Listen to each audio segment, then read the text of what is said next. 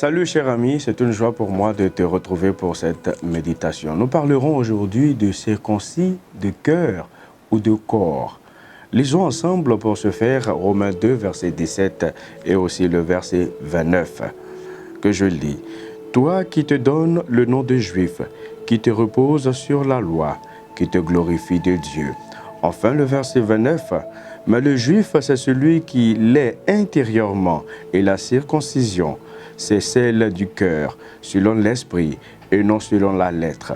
La louange de ce juif ne vient pas des hommes, mais de Dieu. Que Dieu vous bénisse. Dans ce passage, Paul désire mettre en évidence la différence foncière qui existe entre les apparences et la réalité. Il interpelle les Juifs sur un vécu réel de la loi et les appelle à une expérience profonde qui vient du cœur, c'est-à-dire de l'intérieur. Une action qui seule peut produire de bons fruits. Dans notre contexte, la circoncision est au centre du débat, car pour le Juif, elle est le signe d'appartenance au peuple de Dieu. Mais ce signe en lui-même produit-il l'obéissance? Il semble que non, car Paul leur reproche ceci. Nous pouvons donc considérer la circoncision comme un moyen d'accéder à un groupe. Ici, la nation juive, bien sûr, mais pas comme une fin en soi. Il faut le reconnaître. Suivre les ordonnances du Seigneur était une autre étape. Les lois de Dieu avaient pour objectif de changer leur cœur. Paul leur attestait que le fait d'être marqués dans leur chair par cette circoncision ne faisait pas d'eux des êtres privilégiés, mais celui d'avoir un cœur conquis par Dieu. De plus, l'apôtre transcende son propos au jugement de Dieu.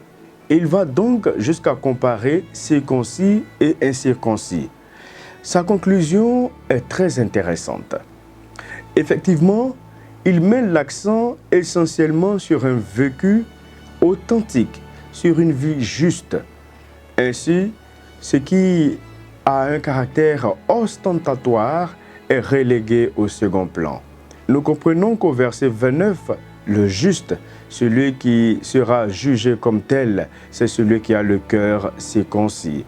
Ce qui ne relève pas de la lettre, c'est-à-dire du visible, mais de l'onction de l'esprit, c'est-à-dire l'invisible. En effet, les Juifs avaient reçu des ordonnances. Cependant, manquaient les fruits escomptés.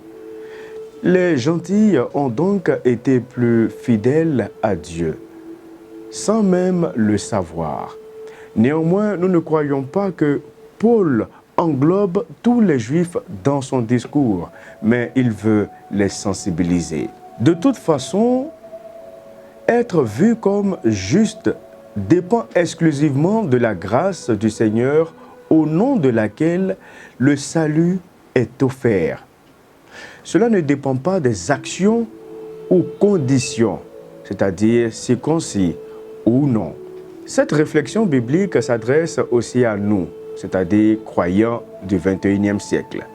L'identité de chrétien ne suffit pas à nous assurer le salut, car connaître Dieu engage un style de vie qui n'est pas basé sur les apparences, mais bien sûr une communion véritable avec lui. Notre responsabilité consiste surtout à témoigner qu'en nous quelque chose de merveilleux se produit, au nom de Jésus.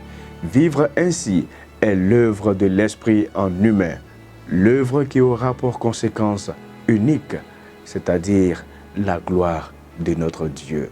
Que Dieu vous bénisse.